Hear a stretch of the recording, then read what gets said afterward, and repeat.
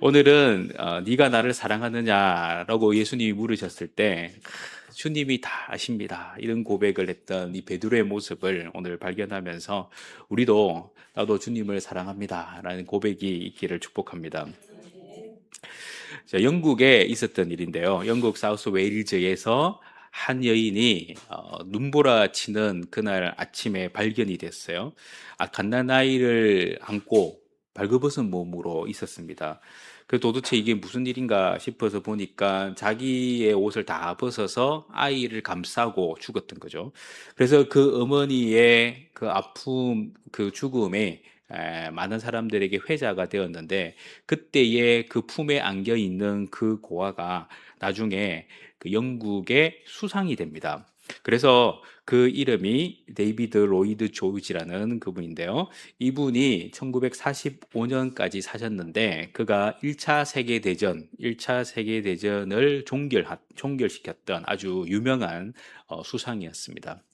그래서 그때 그분의 했던 그 행위로 인해 가지고 많은 사람들이 그 삶을 어떻게 보느냐 이게 참 중요하겠죠. 어릴 때 어머니가 참 부끄러운 모습으로 자기를 구원하기 위해서 죽었는데 그 상처를 안고 고아의 삶을 살았음에도 불구하고 나중에는 훌륭한 수상이 되었다. 그래서 그 모습을 뭐라고 표현하느냐면은 회복 탄력성이라고 표현합니다. 사람들은 이 스트레스를 팍 겪고 나면 그다음부터는 굉장히 심한 침체기가 옵니다. 그 침체기에서부터 다시 원 상태로 돌아가는 데는 사실 그 침체되었던 시간과 비례해서 시간이 걸리거든요. 그래서 꾸준하게 스트레스를 받다가 바닥을 치고 나면 꾸준하게 올라가는데 지금까지 받았던 그 시간만큼의 시간이 필요하다. 보통 그렇게 보는데 이 회복 탄력성이 좋은 사람은 금방 회복이 되는 거죠. 그래서 이 회복 탄력성을 가지기 위해서는 어떻게 해야 될까? 많은 사람들이 고민을 합니다. 그래서 우리가 어떤 적응을 잘 할 수 있도록 마음이 유연해야지. 이 딱딱한 마음이 아니라 부드러운 마음을 가져야 회복이 빨리 된다. 이렇게 표현하고요. 또 충격을 줬던 그 장소나 그 사람과의 거리를 띄워가지고 안 가면 회복이 굉장히 빨라진다라는 겁니다. 또 어떤 인생의 의미에서 그 의미에 나에게 주는 그 의미에 집중하면 또 회복이 빨라진다. 이렇게 표현을 하죠.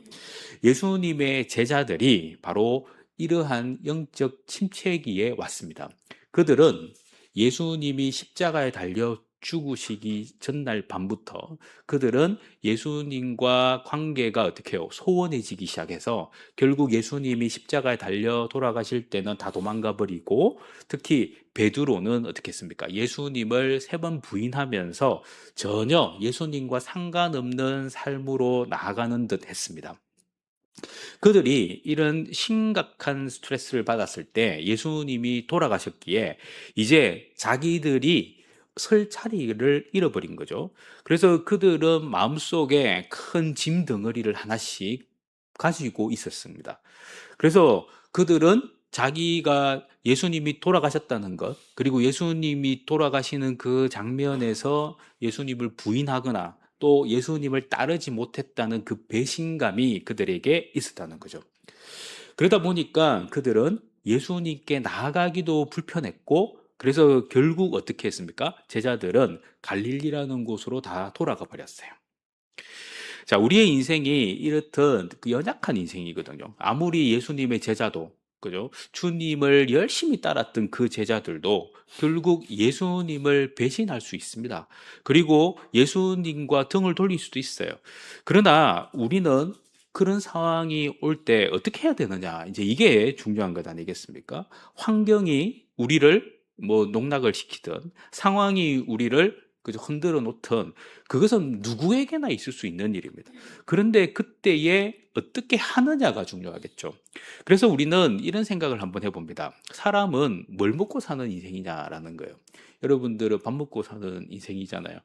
저도 그렇습니다. 밥 안 먹고 어떻게 살겠어요? 그러나 우리는 밥과 함께 우리의 육체를 더 강건하게 하는 방법이 있어요. 그게 사랑을 먹고 사는 거예요. 그래서 다이어트도 너무 행복하면 다이어트가 안 됩니다. 스트레스가 확 오면 다이어트가 자동으로 된다고 하잖아요. 그만큼 사람에게 이 스트레스가 심각한 문제를 일으키는 거죠. 우리가 받아야 될 사랑 중에서 최고의 사랑이 뭘까요? 예, 자기가 사랑하는 사람으로부터 받는 그 사랑? 그것보다 더 중요한 사랑은 바로 하나님이 우리에게 보여주신 사랑이잖아요. 그 사랑의 정수가 뭡니까? 바로 예수님의 사랑입니다.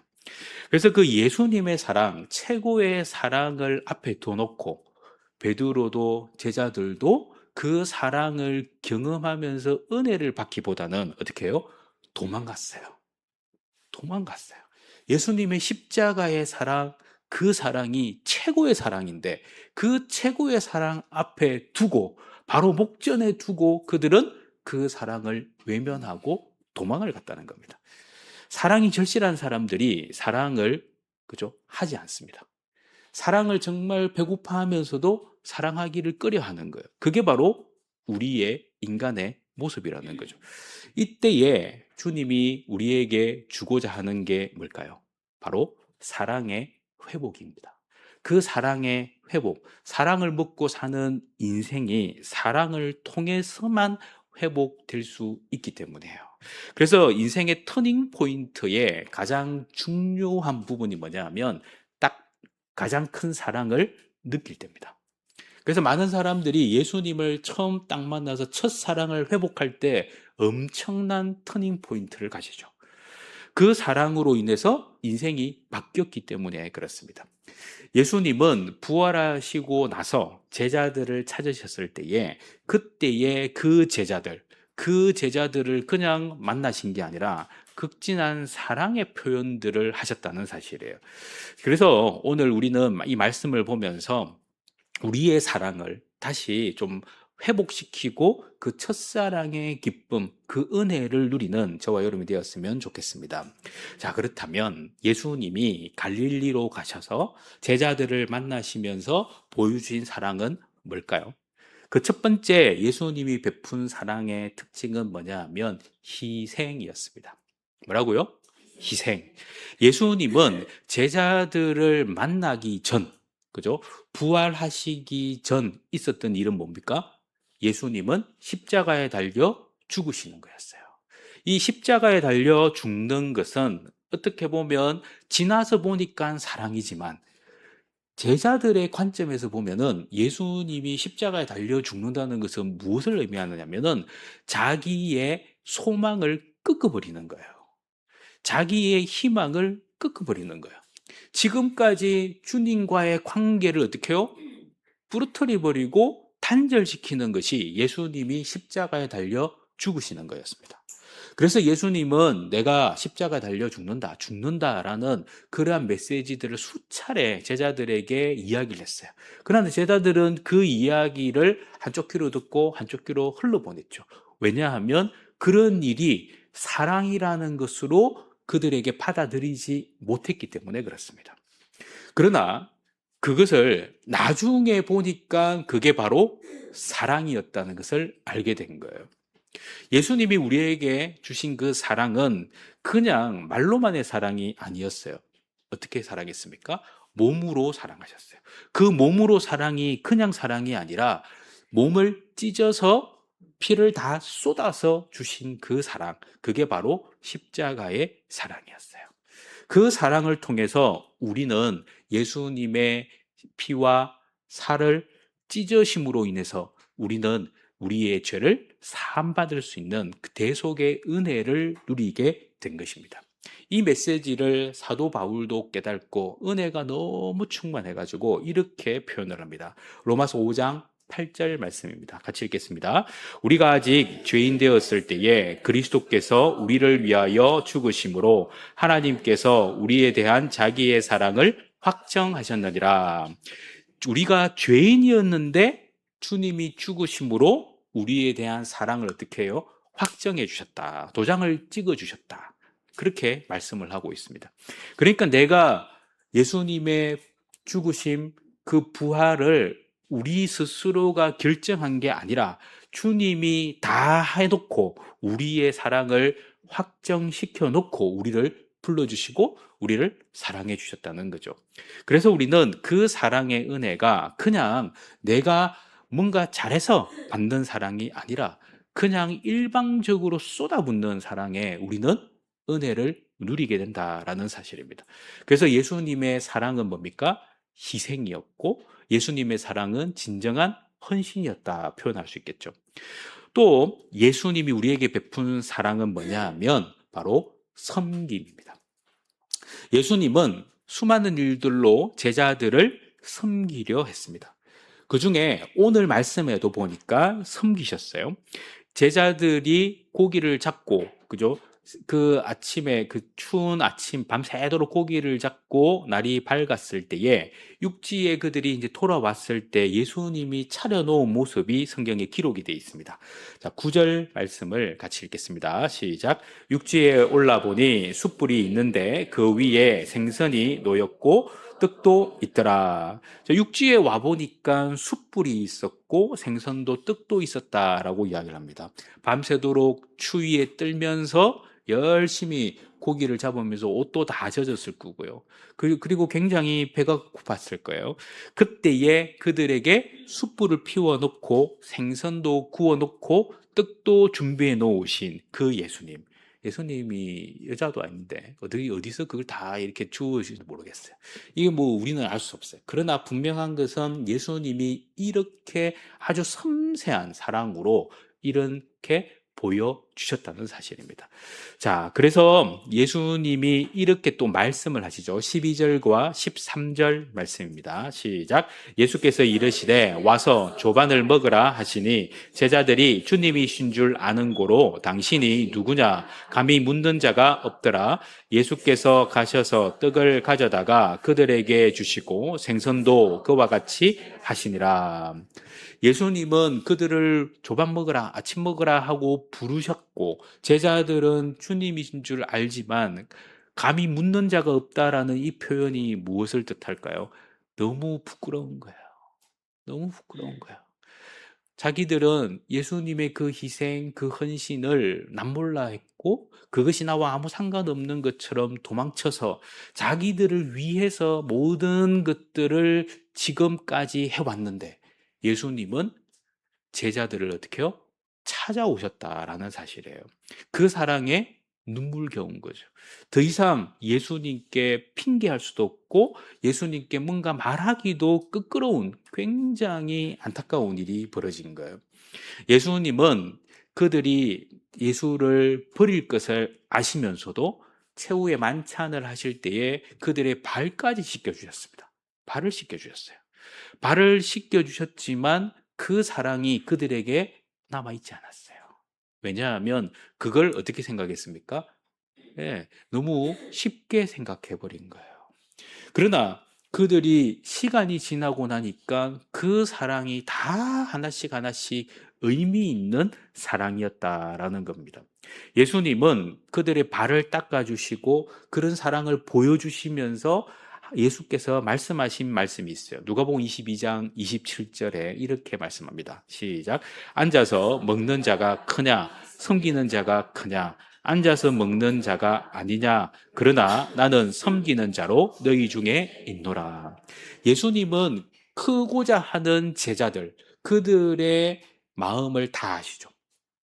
그래서 제자들은 누가 크냐 이걸 굉장히 중요하게 생각했습니다. 누가 예수님 오른편에 왼편에 그래서 1번으로 있을 것이냐. 그것에 대해서 그들은 굉장히 민감했지만 예수께서 말씀하시는 것은 뭐냐? 나는 너희들이 큰 걸 원하지만 나는 섬기기를 원한다라는 도리어 다른 메시지를 주셨다는 거예요. 이 말씀은 무엇을 의미합니까? 바로 우리도 마찬가지죠. 우리를 섬기시는 그 예수님이 우리의 왕으로 이 세상에 오셨어요. 그러나 우리를 여전히 섬기고 계신다는 겁니다. 그 섬김에 우리는 감동하고 감탄을 해야 되는데 이 감동과 감탄이 한 번씩 일어나는 거예요. 꾸준하게 일어나지 않아요. 그게 우리의 안타까움이죠.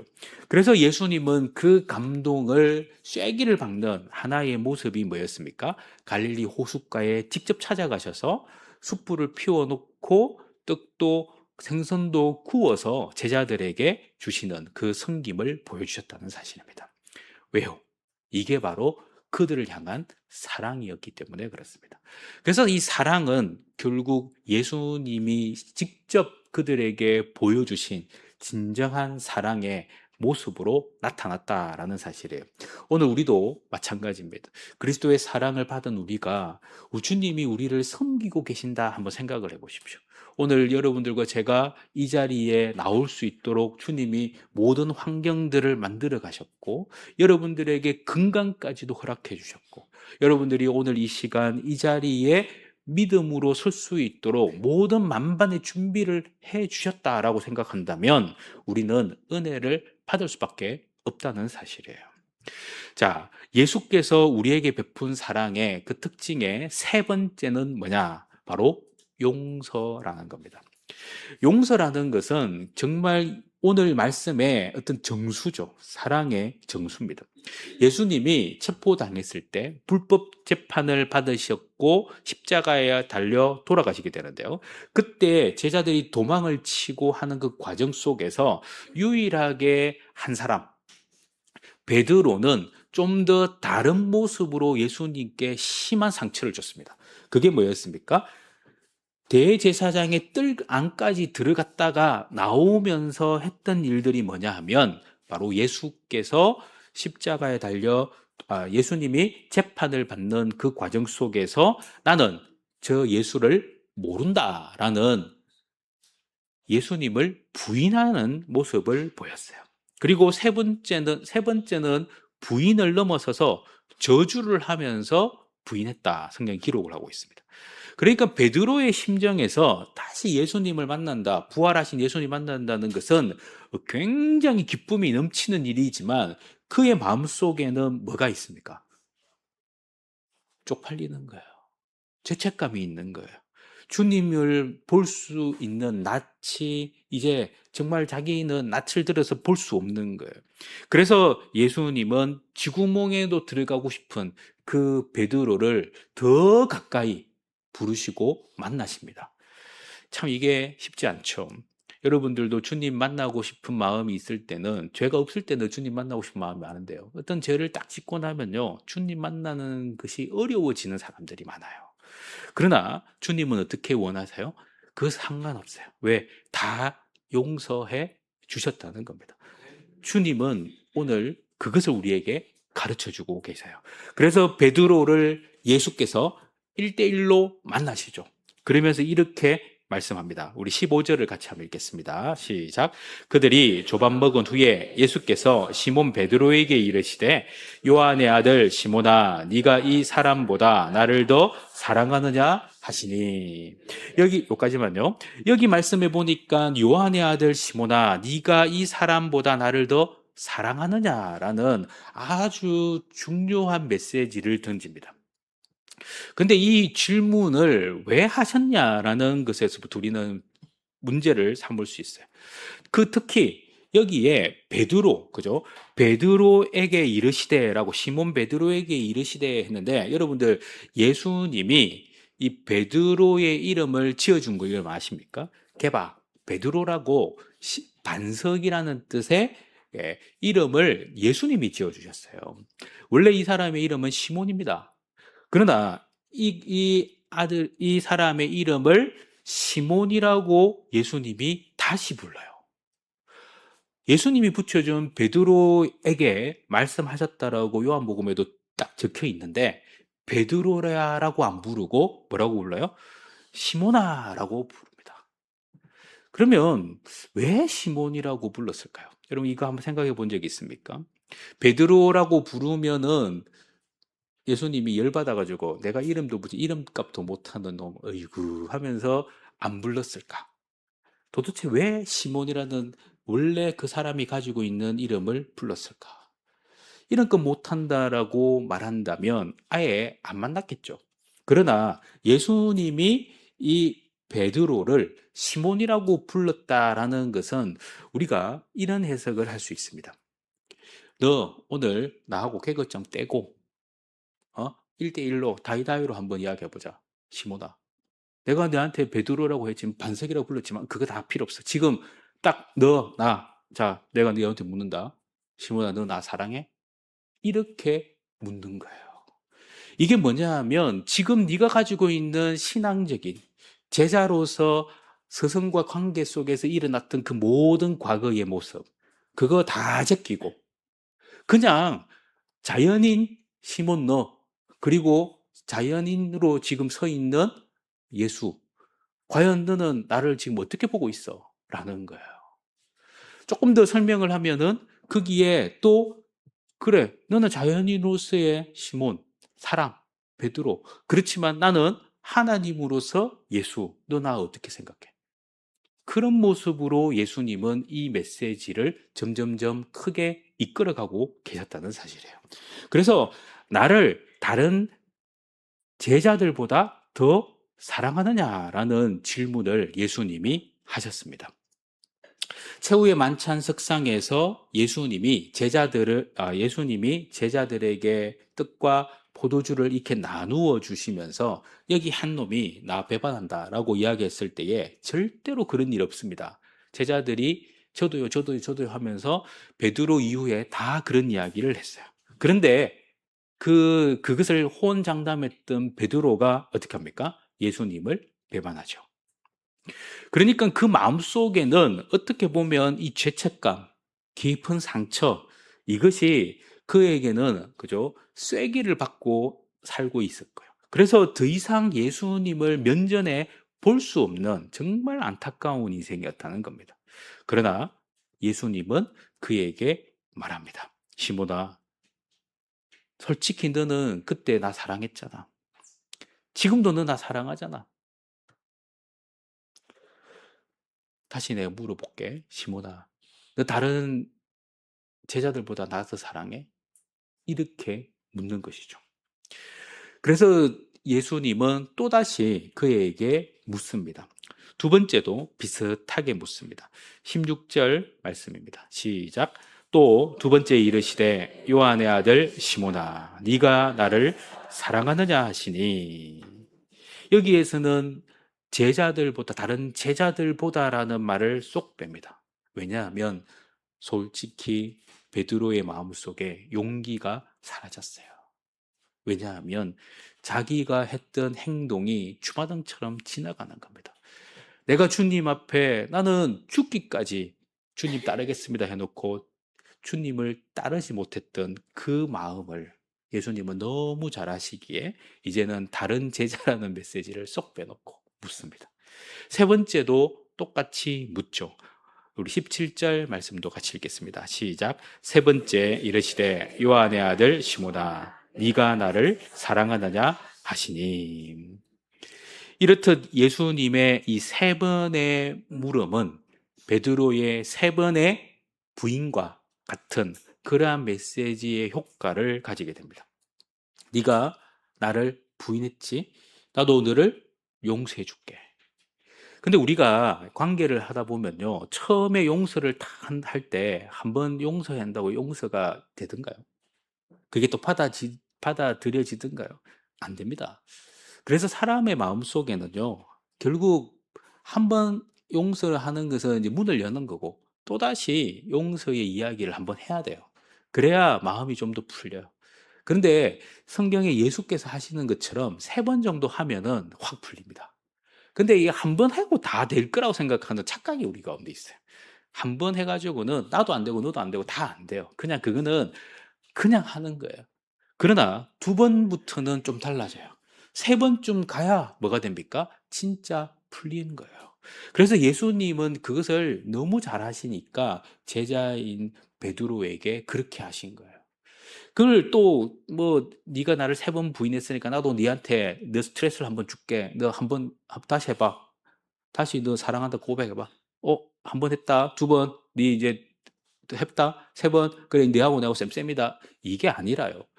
그의 마음의 진정한 사랑의 회복을 위하는 예수님의 메시지가 그곳에 담겨 있었다는 겁니다.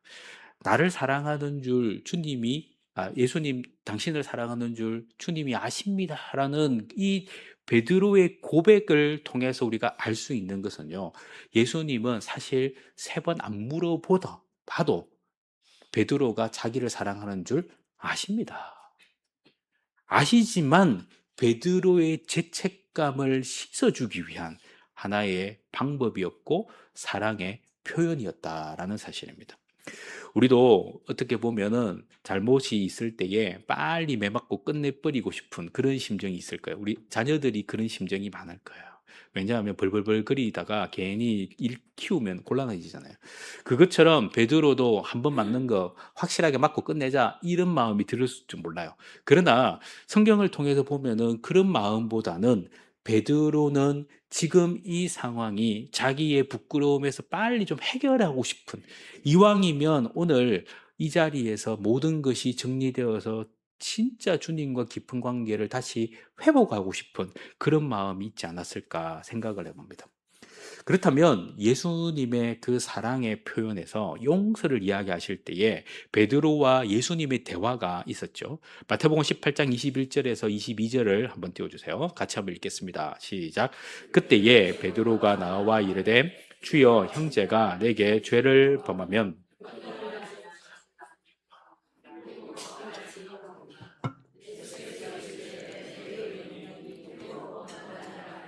7번을 70번이라도까지라도 할지니라. 자, 예수께서 제자들에게 가르치실 때에 베드로가 직접 단도직입적으로 한번 물어봤습니다. 누군가가 죄를 범했을 때 내가 몇 번 용서해 줄까요? 7번까지 하면은 정말 어마어마한 용서인데 그 용서를 예수님은 7번을 70번이라도 해라 라는 409, 90번의 용서를 이야기하는 그런 내용이 아니라, 용서라는 것은 뭡니까? 한 번 내가 용서하기로 결정했으면 끝까지 용서해 줘야 된다라는 것을 이야기하는 거죠. 근데 이게 실제로는 불가능하잖아요. 뭐 어떻게 다 용서를 하겠습니까? 그런데 여기에서 우리에게 예수님이 가르쳐 주는 아주 중요한 메시지는 뭡니까? 회복은 그죠? 회복될 때까지 지켜주고 보호해주고 함께 해줘야 된다는 거예요. 회복은 말 한마디로 회복이 절대로 되지 않습니다. 그래서 베드로와 제자들을 회복시키고자 하는 예수님의 적극적인, 아주 적극적인 모습이 베드로에게 3번 이렇게 묻는 행동이었다는 거예요. 그래서 너덜너덜해진 그 베드로의 마음을 다시 단단하게 묶고 주님 앞에 더 헌신할 수 있는 은혜의 기회를 주셨다라는 사실입니다. 자, 그래서 우리도 사랑받는 자로서 주님의 용서를 받은 입장에서 우리는 어떻게 응답을 해야 될까요? 저는 우리 그리스도인들은 사명의 헌신으로 주님 앞에 응답을 드려야 된다. 여러분들이 그렇게 강조하고 싶어요. 사랑은요, 일방적이지 않고 쌍방적이어야 합니다. 그래서 하나님 우리에게 사랑을 주셨는데 그 사랑을 받은 우리는 어떻게 해요? 우리도 주님 앞에 사랑을 드려야 되는 거예요. 그 사랑은 오고 가는 맛이 있어야 돼요. 오고 가는 맛이 없고 주님만 일방적으로 사랑하면 우리의 삶은 어떻게 됩니까? 예, 하나님이 기뻐하지 않는 삶으로 돌아갈 수 있는 거예요. 그래서 우리도 주님 앞에 나아갈 수 있는 용기도 필요하고요. 그 응답의 모습으로 내가 해야 할 것이 있습니다. 베드로는 예수께서 네가 다른 제자들보다 나를 더 사랑하느냐? 네가 나를 사랑하느냐라는 이 메시지에 고백을 하게 되는데요. 고백의 모습을 한번 보도록 하겠습니다. 15절 말씀 한번 보세요.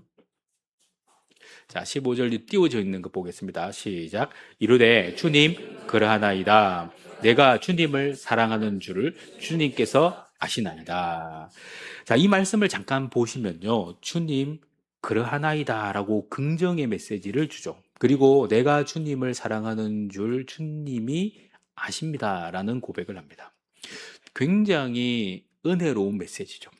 정말 주님 사랑합니다. 나는 정말 사랑합니다. 라는 고백보다 주님이 아십니다. 라는 고백을 했던 이 모습이 베드로의 입장에서는 자기의 죄송함, 자기의 부족함, 자기의 연약함, 지금까지는 혼장담하면서 말로 다 했지만 말대로 된 게 하나도 없었잖아요. 정말 나 주님 사랑합니다라는 고백하고 싶었겠죠. 그러나 그 말이 다 허사였어요.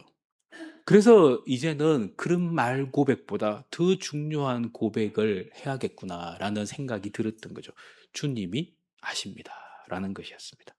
용기를 냈습니다. 그러나 자기의 진심을 드러내기 위해는 자기의 입이 너무 쌌어요. 자기의 행실이 입과 달랐어요. 그래서 주님만이 아십니다라는 고백으로 다시 그 말을 수정합니다. 16절에도 17절에도 그렇게 말하죠. 16절도 한번 같이 읽어볼까요? 시작. 이르되 주님 그러하나이다. 내가 주님을 사랑하는 줄 주님께서 아시나이다. 참 예수님도 집요하지 않습니까? 이 정도 하면 사실 딱 그만둬도 그래 이제 됐다 이러면 되는데 꼭 3번을 물어보시죠. 그러다 보니까 베드로가 또 고백을 합니다. 17절 말씀입니다. 시작. 베드로가 근심하여 이르되 주님 모든 것을 아시오매.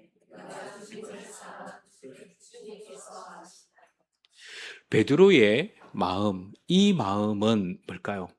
바로 예수께서 이걸 원하셨던 거예요. 진짜 사랑 고백에는 뭐가 들어가야 됩니까? 진심이 들어가야 돼요. 말로 하는 게 아니라 진심이 들어가야 되는데 그 진심을 위해서 뭐가 필요합니까?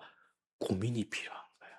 진짜 내가 사랑한다라는 그 고민, 감정의 메시지가 아니라 생각과 마음의 깊은 곳에서 우러나오는 사랑 고백이 필요하다는 거예요. 그래서 근심했다라고 성경이 기록합니다.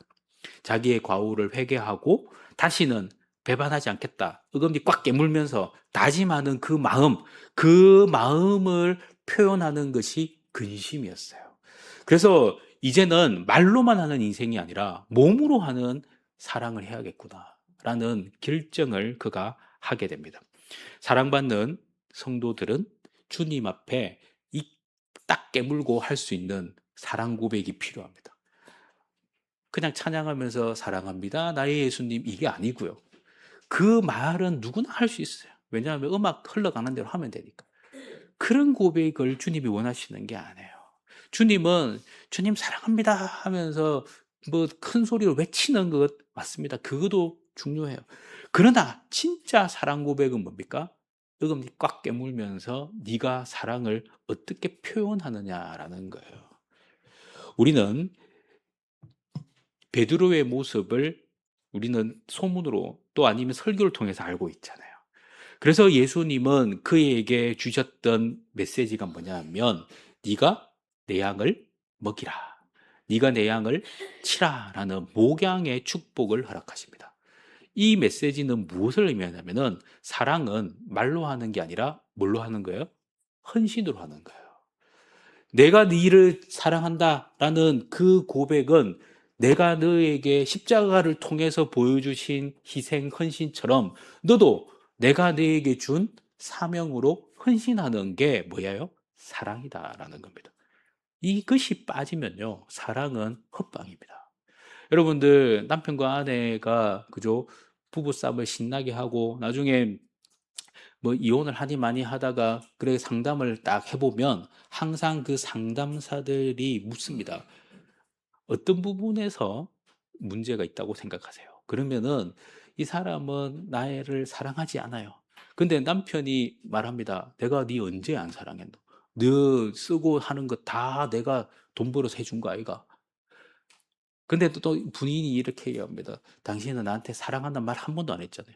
야, 사랑한다는 말을 해야 아냐. 내가 몸으로 해줬잖아. 그런데 여보, 다른 사람도 다 그렇게 해. 그러면 할 말이 없어요. 다른 사람도 다 그렇게 한다면, 하면 뭔가 특별한 사랑을 줘야 되잖아요. 그게 뭡니까?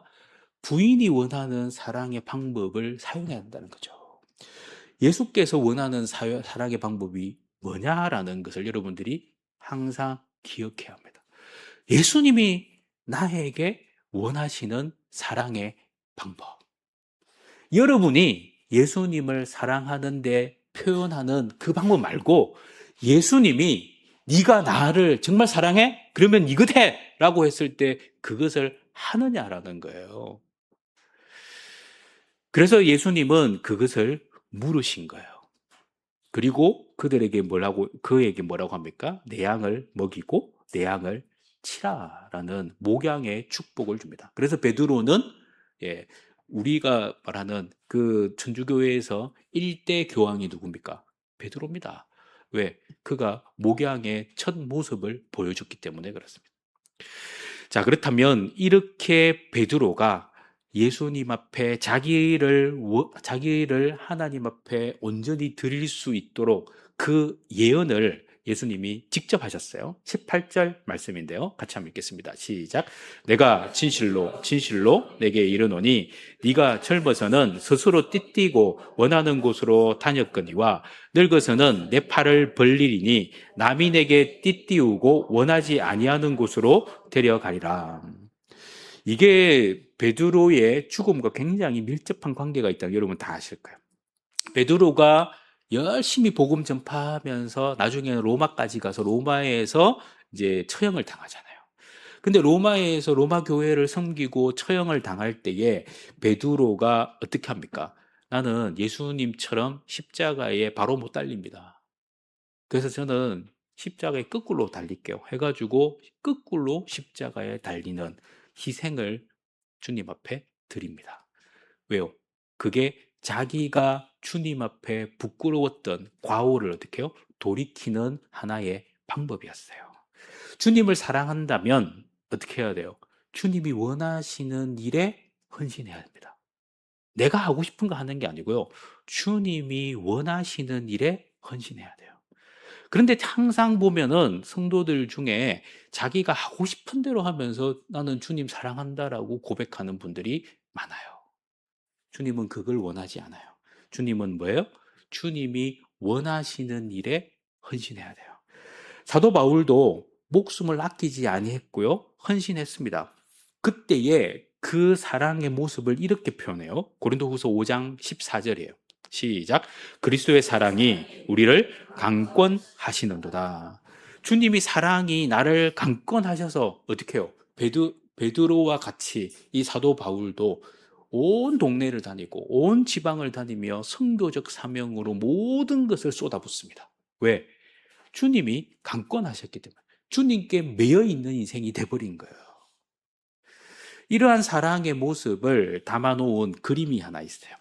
도메니코 페티라는 분이 이 사람 에케 호모라는 이 그림인데요. 이 그림 밑에 보면 라틴어로 이렇게 쓰여져 있는 글이 이렇게 쭉 있어요. 그 라틴어로 쓰여져 있는 그 글의 내용이 뭐냐? 이 그림이 굉장히 유명한 그림인데요. 이 그림의 밑에 쓰여져 있는 내용은 나는 너를 위해 목숨을 버렸건만 너는 나를 위해 무엇을 하고 있느냐라는 겁니다. 이게 왜 유명하게 됐느냐면 이 그림을 봤던 은혜 받았던 오스트리아 귀족이었던 한 사람이 있었어요. 그 사람의 진첸 도르프라는 사람이었어요. 이 사람이 이 그림에 감동을 먹었어요. 그래서 자기의 삶을 돌이켜서 이제 자기도 하나님을 위해 헌신해야겠다. 나는 뭘 했지라는 그 생각이 쑥 들어온 거예요. 그래서 그때부터 마음을 바꾸어서 그분이 백작이었거든요. 귀족이었거든요. 그래서 헌신의 방법으로 뭐냐 하냐면은 자기 영지 안에 있는 500가정을 모아서 교회를 세웠어요. 교회를 세우다가 나중에는 어떻게 합니까? 24시간 일례 기도하는 그 훈련을 사람들과 하다가 선교사를 그 미국에다가 파송을 하게 됩니다. 미국의 선교사를 파송하는 그 50인이 누구냐면은 모라비안 교도가 된 거예요. 그 사람들에 의해서 요한 웨슬레, 존 웨슬레 아시죠? 요한 웨슬레가 그 사람들 만나고 다시 회심을 하고 영국으로 가서 그때 세운 그 교회의 모습이 뭡니까? 감리교였어요. 그때에 이 웨슬레가 모라비안 교도와 함께 대서양을 건너는데요. 그 대서양 건널 때 풍파가 왔어요. 그때에 벌벌거리는 자기에게 사람들이 물었어요. 그 모라비안 교도가 뭐라고 물었냐면은 당신은 당신은 왜 주님이 함께 하시는데 무서워합니까? 이게 땡받친 거예요. 아니, 자기는 그래도 말씀 안에 있었다고 생각을 했는데 자기보다 더 대단한 사람들이 여기에 있는 거예요. 그들은 안 무섭다는 거야. 그래서 그 말에 충격받아 가지고 영국으로 다시 가 가지고 영국을 부흥의 사도로 쓰임 받은 사람이 존 웨슬리였거든요. 그 존 웨슬리를 만나게 했던 모라위안 교도, 그들을 양육시킨 사람이 진센도르프 백작이었다는 사실입니다. 그래서 이 그림 지나갔네요. 그 그림을 한번 보고 결국 그 마음의 변화를 일으켰다는 거예요. 오늘 우리도 한번 물어봐야 됩니다. 너는 나를 위해 무엇을 하고 있느냐? 네 하고 싶은 거 다 하려고 하지 말고 나를 위해 하려고 하는 게 뭐냐라는 겁니다. 우리는 이 메시지에 내가 답을 메꿔 넣어야 됩니다. 그게 바로 그리스도인의 삶인 것이죠. 저는 그 답의 가장 중요한 두 가지를 여러분에게 간단하게 설명하고 싶어요. 그 첫 번째는 뭐냐면 순종으로 보답을 해야 됩니다. 주님이 원하시는 것은 뭡니까? 순종이에요. 내가 네한테 주신 사명, 나에게 주신 사명에 대한 순종이에요. 그 사명을 우리는 이렇게 볼 수 있겠죠. 요한복음 14장 15절 말씀입니다. 시작. 너희가 나를 사랑하면 나의 계명을 지키리라. 주님 사랑한다면 계명을 지킨다라는 거죠. 주 말씀을 지키는 거예요. 내가 하고 싶은 대로 내 소욕대로 내 뜻대로 살아가는 인생이 아니라 주님이 원하시는 삶에 대한 방법, 그 방향을 내가 갖겠다라는 겁니다. 그래서 요한 1서 5장 3절에는 더 충격적인 메시지가 있습니다. 같이 읽겠습니다. 시작. 하나님을 사랑하는 것은 이것이니 우리가 그의 계명들을 지키는 것이라. 그의 계명들은 무거운 것이 아니로다. 예수님의 계명을 지키는 것이 하나님을 사랑하는 것이다라고 못을 박아놨어요. 그러니까 우리는 말로 사랑하는 게 아니라 뭘로 사랑해야 돼요? 예, 예수님의 계명을 지키는 순종으로 사랑해야 되는 거예요. 근데 순종으로 사랑하지 않으면 그 사랑은 좀 문제가 있겠죠. 그래서 우리는 순종으로 사랑할 수 있는, 그러한 순종으로 응답할 수 있는 인생이 되어야 될 줄 믿습니다. 두 번째는 뭐냐면 진짜 사랑으로 헌신하는 거예요. 사랑이라는 것이 무엇을 의미하는 줄 아시겠죠? 사랑은 하나님 사랑, 이웃 사랑으로 성경이 기록을 하고 있습니다. 하나님 사랑 받았으면 우리도 어떻게 해야 돼요? 이웃을 사랑해야 돼요. 하나님 사랑을 받았으면 하나님도 당연히 사랑하지만 어떻게 해요? 이웃도 사랑할 수 있어야 되는 거죠. 그래서 우리는 그 사랑을 내가 몸으로 드러낼 수 있다면 그것이 진짜 주님 앞에 사랑 고백하는 것이다라는 겁니다. 요한복음 13장 34절이 그렇게 말합니다. 같이 읽겠습니다. 시작. 새 계명을 너희에게 주노니 서로 사랑하라. 내가 너희를 사랑한 것 같이 너희도 서로 사랑하라. 요한일서 4장 20절을 같이 읽겠습니다. 예, 시작. 누구든지 하나님을 사랑하노라 하고 그 형제를 미워하면 이는 거짓말하는 자니 보는 바 그 형제를 사랑하지 아니하는 자는 보지 못하는 바 하나님을 사랑할 수 없느니라. 우리가 이 사랑의 핵심은 결국 하나님을 사랑한다는 것에서 시작을 하는데 하나님을 사랑하는 것이 뭘로 드러나야 돼요? 예, 이웃 사랑으로 드러나야 그게 진짜 하나님 사랑이다라는 겁니다. 참 어려워요. 하지만 이 사랑은 작은 것에서부터 실천하는 겁니다. 실천해야 역사가 일어나는 거죠. 오늘 우리는 물어봐야 됩니다. 정말 내가 주님을 사랑하고 있다. 그렇다면 나는 무엇을 지금 하고 있느냐? 그 사랑의 표현을 어떻게 하고 있느냐라는 거예요. 그 질문에 답을 여러분들이 온전히 하셔서 하나님의 축복 안에 거하는 저와 여러분이 되시기를 간절히 소망합니다.